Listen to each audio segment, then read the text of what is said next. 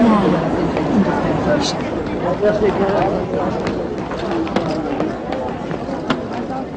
چه خبر شده؟ کسی قرار است بیاید؟ نمیدانم.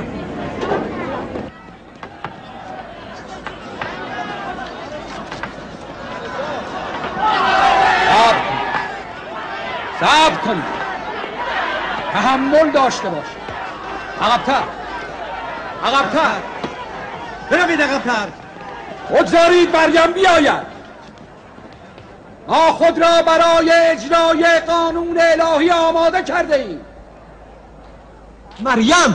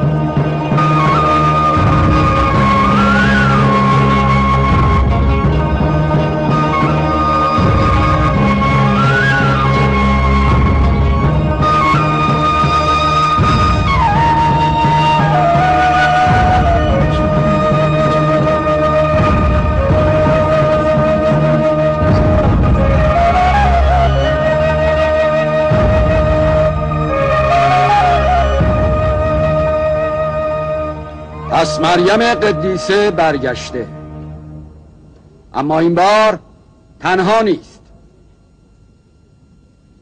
آیا این فرزند توست؟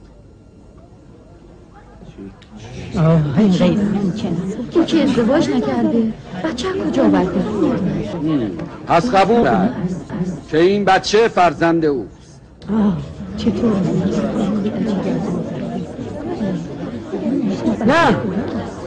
نه مریم، چرا این کار را کردی؟ همه ما به تو امید بسته بودیم. این چه ننگیست مریم؟ چشم زکریا روشن. مریم، تو کار زشت و ناپسندی مرتکب شدی. تو گناهکاری مریم، گناهکار. چه میدونم مریم، چگونه باور کنم؟ باور کردنش مشکل نیست جناب هیلل. مگر به شما نمی گفتم که او ظاهر فریب است؟ او همه مردم را ریاکارانه فریب داد، تظاهر به پاکی و خدمت نمود، اما اکنون چه می بینیم؟ او فرزندی در آغوش دارد، ثمره یک گناه داد. وای بر قوم یهود. شرم بر تو باد. مریم، چه شده؟ تو کجا بودی؟ مریم دختر عمران نبی، پدرت که مرد بدی نبود، مادرت هم که فاجره نبود. مریم، این چه رنجیست که به بار آورده ای؟ باید او را بسوزانیم. این مجازات دختر کاهنان است اگر مرتکب گناه شوند. باید او را سوزان. او را بسوزانیم.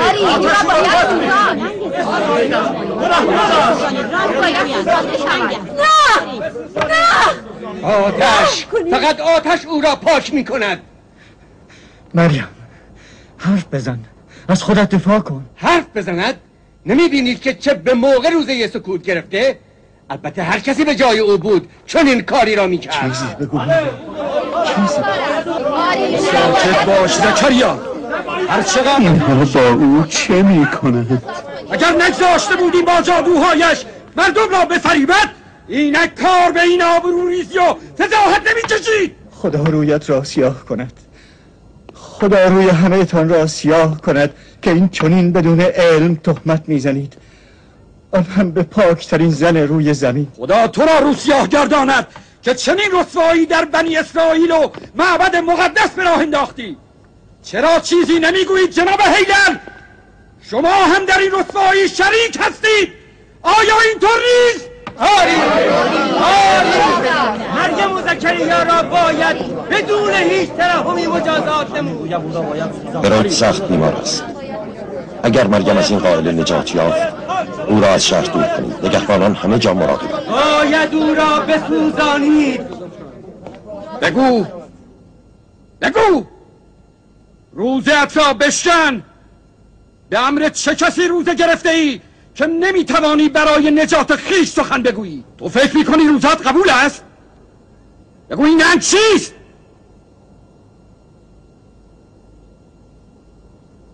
یعنی چه؟ به چه اشاره میکنی؟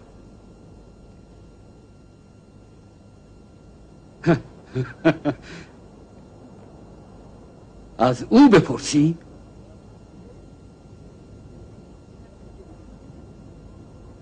ما را به مسخره گرفته ای؟ این چه بازی جدیدی است؟ از ما میخواهد با این بچه سخن بگویی. مریم، تو ما را دیوانه فرض کرده ای؟ گناه عقل از او زائل کرده.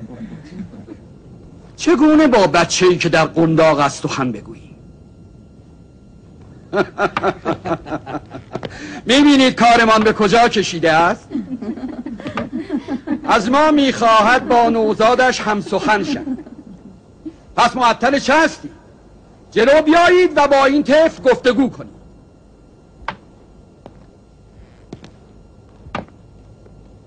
جناب هیلل، جناب صدقیا، جناب یربعا، جناب ناتان، کاهنان بزرگ، عقلای شهر، خردمندان یهود، چرا این خواسته را اجابت نمی کنید؟ به راستی که این کار جرأت بسیار می طلبد. پس بگذارید من خود پیش قدم می شوم.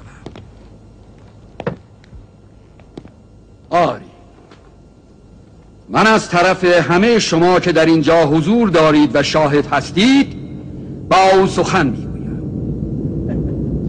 بچه جان، تو کیستی؟ خودت را برای این جمع معرفی کن تا همه بدانند. و آنگاه طفل در آغوش مادر لب به سخن گشود و گفت: من عیسی مسیح بنده خدا هستم. خداوند به من کتاب آموخته و مرا نبوت داده است و هر جا که باشم برکت خدا همراه من است. او مرا به نماز و زکات امر کرده است تا هر وقت که زنده باشم و من مأمورم که با مادر پاکم مهربانی کنم و جبار و تیر بخت نباشم. سلام بر من روزی که متولد شدم و روزی که از دنیا خواهم رفت و روزی که دوباره مبعوث خواهم شد.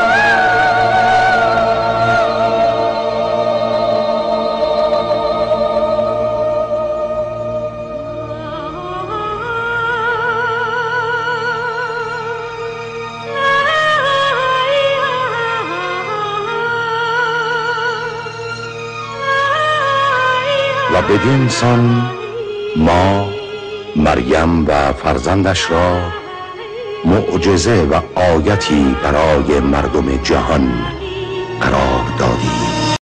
إذ قالت الملائكة يا مريم إن الله يبشرك بكلمة منه اسمه المسيح عيسى بن مريم وجيها في الدنيا والآخرة ومن المقربين.